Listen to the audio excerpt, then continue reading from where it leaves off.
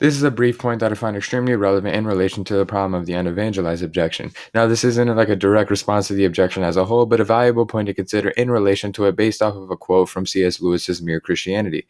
So here's the quote. If you are worried about the people outside, the most unreasonable thing you can do is to remain outside yourself. Now, basically, I think the relevance here is to get people that use the problem of the unevangelized objection to consider something.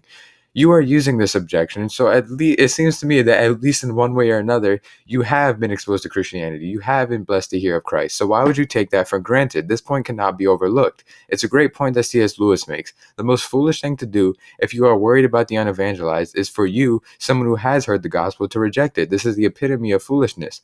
God has provided the solution. God has given us the offer of salvation. I can't stress this point enough. The best way to deal with the problem of the unevangelized is to understand the message of the gospel, the salvation God has provided us, and then in love share that with others. The point is basically that it doesn't seem to make any sense to obsess over the unevangelized objection, then for you to yourself proceed to reject the gospel, and in doing so also imply that you won't share it with others either. So this is a quick video, just a simple point that I wanted to make based on this quote from C.S. Lewis about not taking it for granted that oftentimes people who are using this unevangelized objection have been blessed to hear the gospel. So why would you be taking that for granted? This is one of the many points you could make in response to this overall objection. Just a great point I think you can make with that C.S. Lewis quote. So I hope this was helpful and I hope you enjoyed. Thanks for watching.